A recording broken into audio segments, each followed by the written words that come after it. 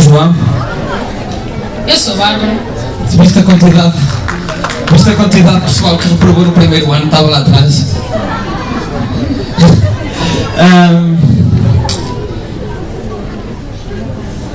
Eu pedi um bocado de espaço agora aqui, por favor.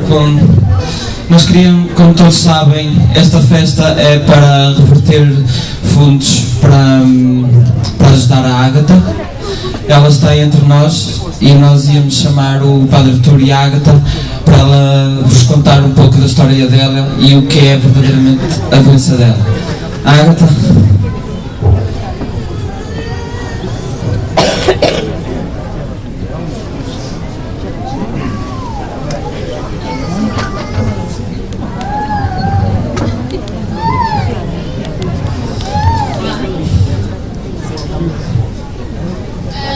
Acho que já fiz uma introdução no início da festa. Conhecem minimamente a história da Ágata. Tem uma doença rara, o tratamento é na Alemanha e nós vamos aqui fazer umas perguntas. Boa tarde. Como é que foi saber desta notícia? Como é que alguém reage quando lhe dizem que tem uma doença deste género? Primeiro, boa tarde a todos. É um prazer muito grande estar aqui hoje. É com muito gosto que aqui estou e fico bastante sensibilizada com todos os gestos, até mesmo com a estrelinha. Em relação à pergunta, não é muito fácil quando estamos à espera de uma coisa, qualquer coisa, e estamos num hospital e nos dizem: vais ter uma doença para o resto da tua vida e vais ter que conviver com ela e não existe cura para ela, pelo menos no momento não existe. E isso é complicado de aceitar, não é fácil, mas temos sempre que ter esperança, a estrelinha da esperança, e é um choque, mas não há nada que também não se supere. E em que consiste esta doença? Quais são os problemas que advêm desta autoimune? Esta doença como está ali, existem dois tipos de doenças inflamatórias do intestino, que é a colite ulcerosa, que é aquela que me foi diagnosticada. Existe a doença de Crohn. Esta doença não se sabe qual é a causa. Diz-se que é de causa desconhecida. Apesar de poder haver, como tem aqui, existem três tipos de colite ulcerosa, que é a primeira, que só consiste na parte do reto.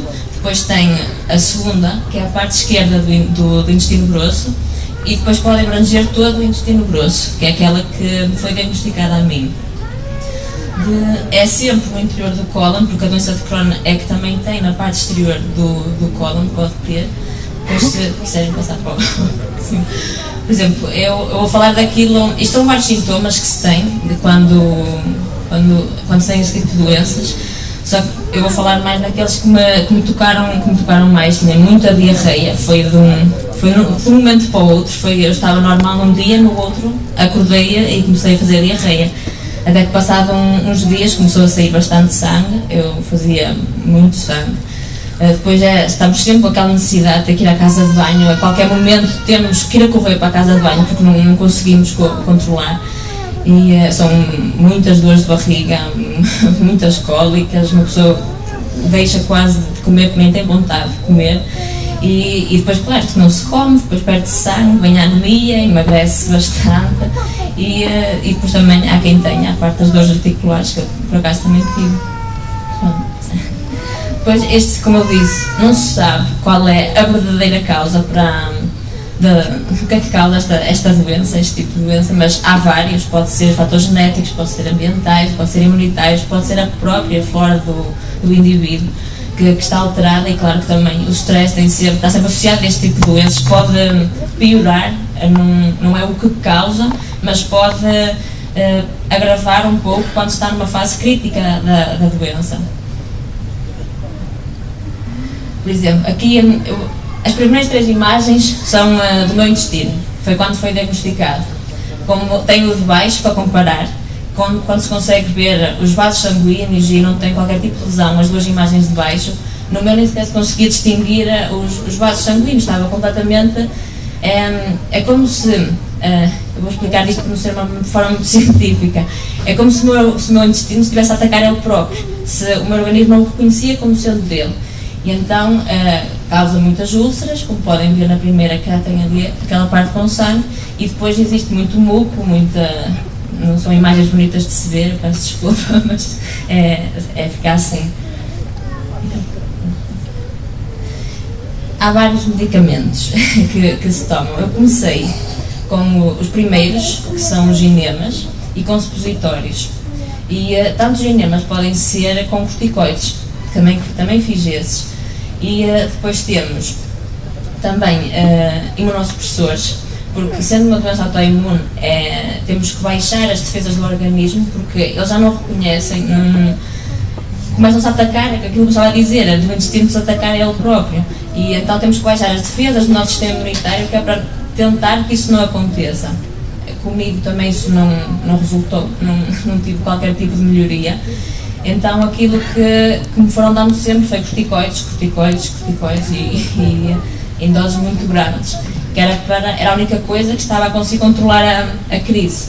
E então já começaram a dizer que eu era corticodependente, que eu mal acabava de tomar, porque tem que ir reduzindo a dose de cortisona, e quando eu baixava para um certo nível, ou deixava de tomar, voltava a ter uma crise. E então foi aí que surgiram. São os dois últimos medicamentos que surgiram em Portugal, que é o Remicade, que se chama Infliximab, e o Mira. Foram os dois últimos que eu fiz, e o Mira, o último, foi aprovado ano passado, no final do ano passado, cá em Portugal. Eu tentei o primeiro, só que fiz uma grande reação alérgica, entrei em taquicardia no hospital, e fiquei cheia de manchas, tive que parar, que não conseguia mesmo tomar mais. E depois passei para o último, em que ainda consegui algumas administrações, só que também fiz reação alérgica ao medicamento e fiquei com umas imagens que vocês vão ver a seguir, com um grande abscesso na barriga, que era tinha que semana a semana, 2 em 2 semanas, quando fazia o tratamento, tinha que trocar a região da barriga, ou do lado esquerdo ou do lado direito, e fiquei com grandes abscessos na barriga. Então, aquela imagem ali era aquela que eu vos dizia, quando eu fazia o Mira, que fiquei assim com a barriga, com aqueles inchaços, e são medicamentos novos que não se sabe a longo prazo quais é que são os efeitos secundários. Tem bastantes, e eu hoje até trouxe para vos mostrar a bula do medicamento, que é isto.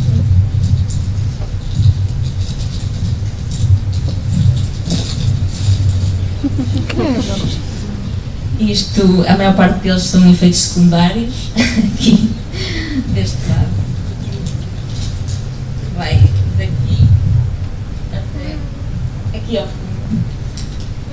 E muitos deles não se sabe, poderá ser cancro, que é um dos efeitos secundários frequentes destes medicamentos, quando são tomados a longo prazo. Também tem muitas infecções, eu tinha enxaquecas todas as semanas, estava sempre com infecções de vários tipos. Tinha muita comichão no corpo, estava sempre, punha cremes, punha tudo, mas não conseguia controlar a comichão, parecia que tinha pulgas no corpo. E depois aquilo que eu estou a tomar e que vou ter que continuar a tomar, porque não existe mais nada neste momento aqui em Portugal, é os corticoides, que eu vou ter que continuar com eles. Claro que não tem efeitos secundários agradáveis, não tem.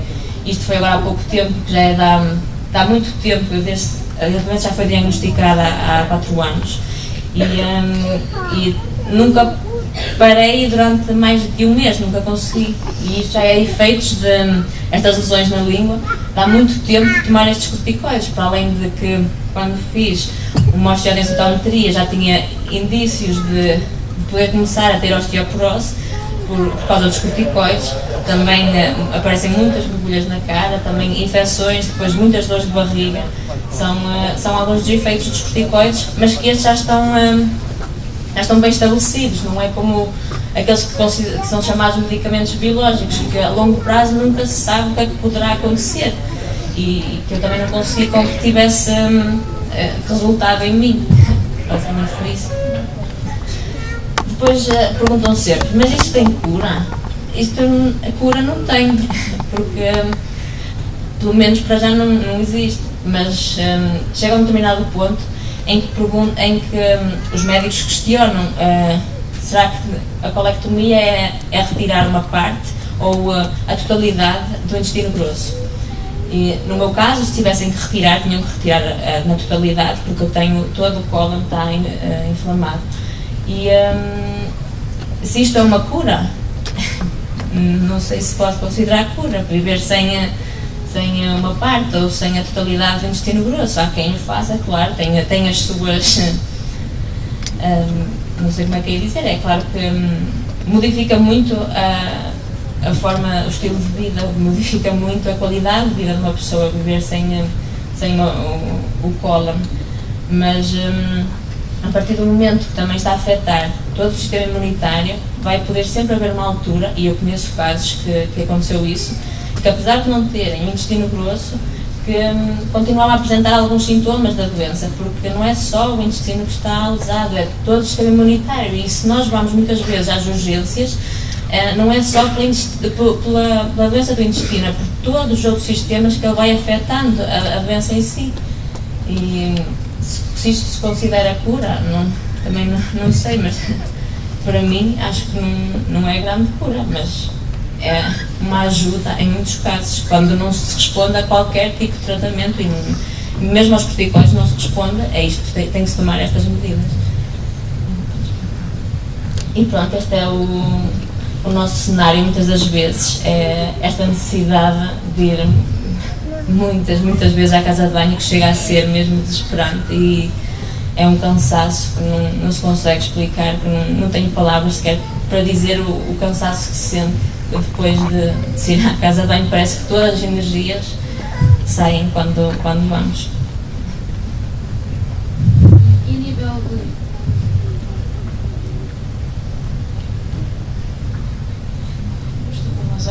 Ok, já vai. Okay.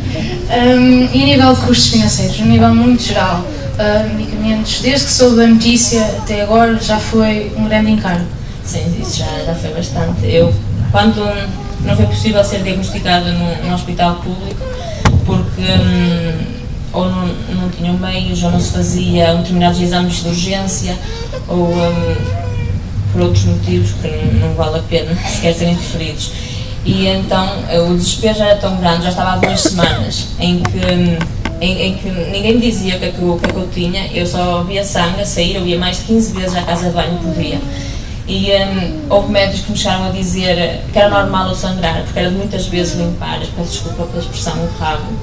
E isso para mim não fazia qualquer tipo de sentido, e eu tinha que descobrir o que é que tinha, porque eu já pesava 45 quilos, porque emagreci mais de 10 quilos assim no espaço de semanas, e tive que ir a um hospital privado, e na altura ficou bastante caro, ficou a mais de 200 e tal euros. A minha sorte é que eu tinha a DSE e consegui participar parte dos encargos, mas os medicamentos não, pelo menos o Estado participa-nos parte do preço dos medicamentos. Por exemplo, há uma caixa de medicamentos que eu tomo, que vou dar um exemplo, que custava, com participação do Estado, custava 60 euros, dá para um mês. O Estado a ajudar já fica só 6 euros, mas isto é sempre mensalmente, tem sempre este tipo de medicamentos. Depois as consultas, que são todas pagas. Depois eu faço colonoscopias muitas vezes, porque estou bastantes vezes com crises.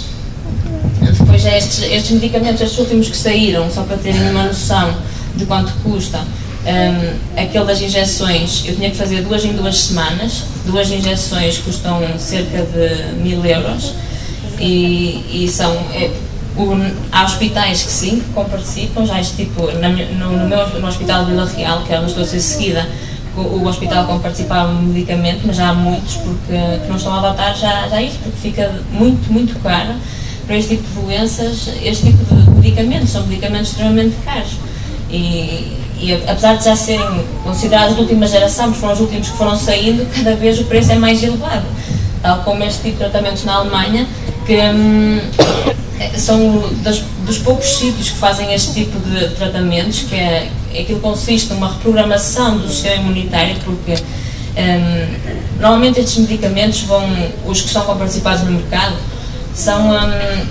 vão aos sintomas, aquilo que se sente, e não se calhar à origem do problema. E neste caso a origem pode ser o sistema imunitário, que é uma doença autoimune.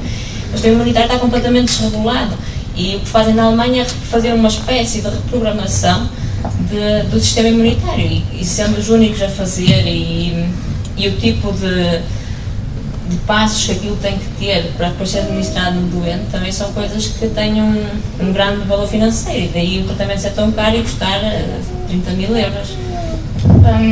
Nós fomos ao site agatacarvalho.links.com, não é? Sim. E nós reparámos também que tem uma parte da doença, mas também tem a parte da sua vida particular. Sim. Pronto. A área universitária, como é que fez para continuar na universidade? Quando foi diagnosticada, eu estava no 2º ano da licenciatura, e confesso que foi bastante complicado, porque quando eu tenho um objetivo, eu gosto de agarrar no objetivo e levá-lo até ao fim. E para mim, poder ter que reprovar se calhar um ano não me cabia na cabeça, não conseguia lidar com a ideia de que uma doença me impedir de acabar um curso.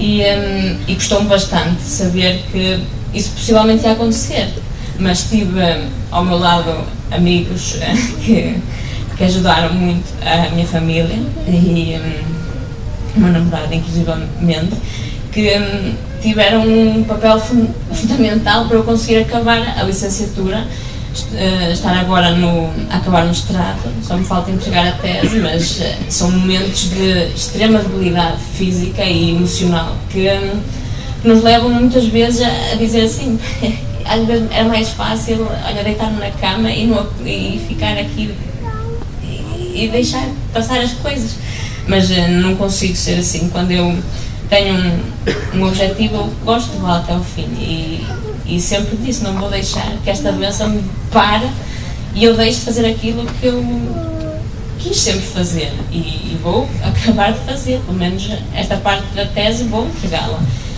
com mais ou menos força, mas vou entregar e vou conseguir fazer, mas é preciso ter um trabalho pessoal muito, muito forte.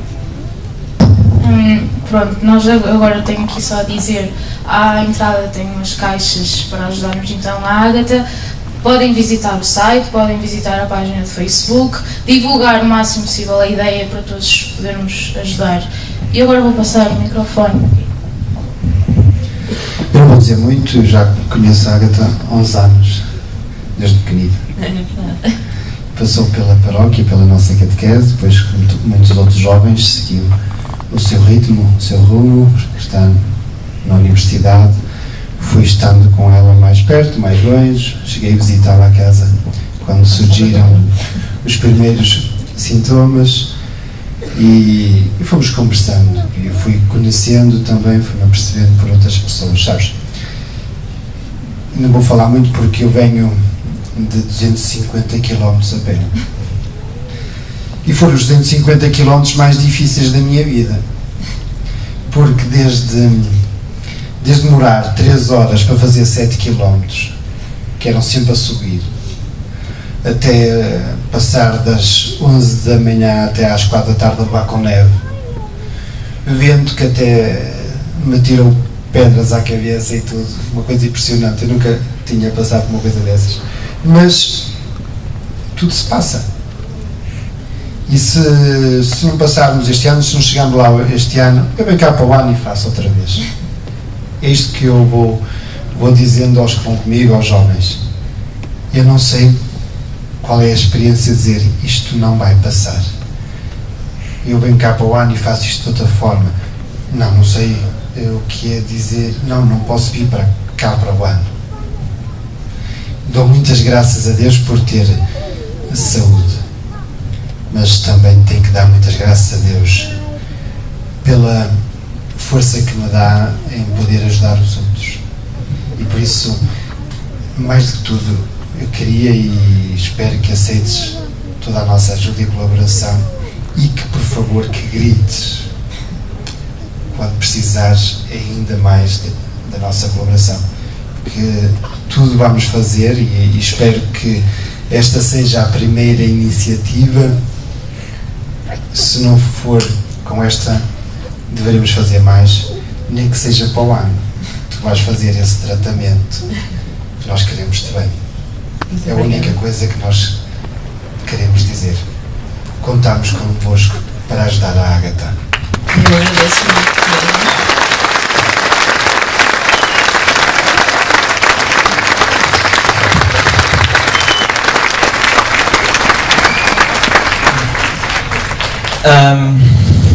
Relembro mais uma vez que ao fim estarão cestas com para caixas, que o dinheiro não vai caber nas cestas, como é óbvio.